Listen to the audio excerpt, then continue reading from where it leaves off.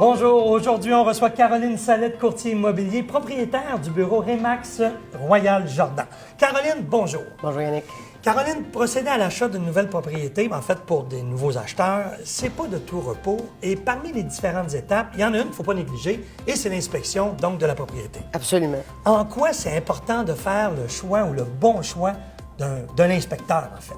Bien, premièrement, lorsqu'on fait le choix de qui va être l'inspecteur en bâtiment, et surtout s'il est référé par un courtier, les choses qui sont à vérifier, autant pour le courtier que le client devrait le faire aussi, c'est de s'assurer que l'inspecteur qu'on choisit a une assurance erreur et omission.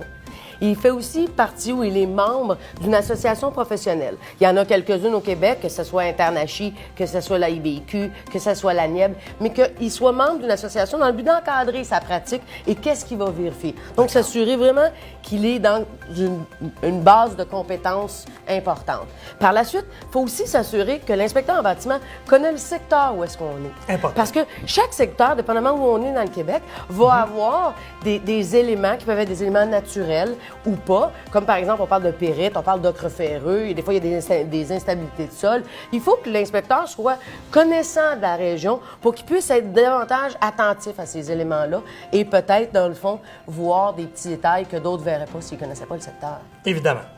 C'est quoi le rôle du courtier dans l'inspection? Bien, c'est sûr que le rôle du courtier, dans le fond, c'est d'aider, de suivre et d'appuyer l'inspecteur en bâtiment, mais c'est cette journée-là ou cette période-là où est-ce qu'il y a l'inspection en bâtiment, c'est vraiment le rôle de l'inspecteur là, qui prend toute son importance comparativement, par exemple, au rôle du courtier immobilier.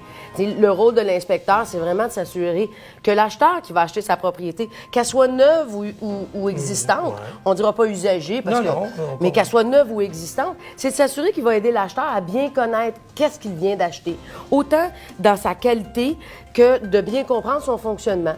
Okay? De s'assurer qu'il va aider l'acheteur à savoir qu'est-ce qu'il doit surveiller, qu'est-ce qu'il devra corriger, des fois, qu'est-ce qu'il devra améliorer et de s'assurer, dans le fond, de pouvoir aider l'acheteur à améliorer la sauvegarde et la valeur future de son immeuble, mais en sachant vraiment qu'est-ce qu'il achète, le rapport qualité versus le prix qu'il vient de payer. OK. Quand on procède à une inspection, puis là, je l'ai déjà fait dans le passé, j'étais assez stressé. Parce que, d'une part, je voulais que la transaction fonctionne. J'étais assez content d'avoir trouvé la propriété.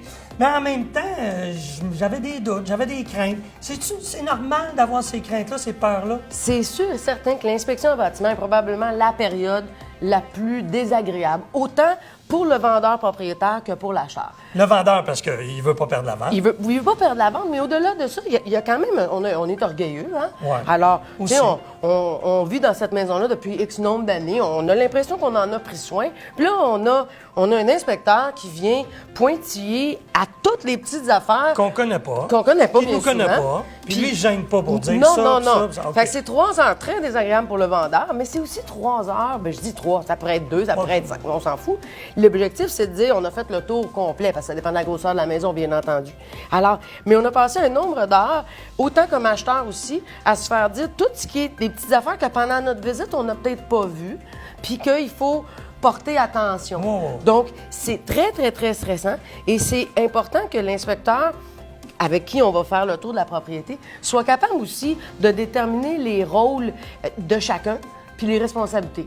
Donc, tout ce qui va devenir de l'usure normale, du vieillissement, de l'entretien, de l'amélioration, la déclaration du vendeur, donc le bilan de santé, ça demeure les prétextes sous lesquels l'acheteur a acheté. Puis quand on est en inspection en bâtiment, des fois, on trouve des choses qui ont été cassées, des choses qui ont eu de la malfaçon, qui ont été mal faites au départ, qu'on n'était même pas au courant, puis qu'il faudra réparer. Puis, il faut surtout voir aussi la structure et n'importe quoi qui pourrait donc affecter la santé des habitants. Mais là, ça devient de la responsabilité du vendeur. Fait qu'il faut aider les parties à se responsabiliser d'un côté comme de l'autre. Puis ça, c'est pas toujours facile parce qu'on est émotif. Oui, beaucoup. Et surtout, souvent, fatigué. Parce que quand on arrive là, c'est parce qu'on en a vu d'autres des propriétés. Absolument. C'est celle-là qu'on a choisie. Absolument. Heureusement que vous êtes là avec vos précieux conseils. Au plaisir. Merci beaucoup, Caroline. D'ici à notre prochain rendez-vous, je vous invite à visiter notre site web à inspecteur.com.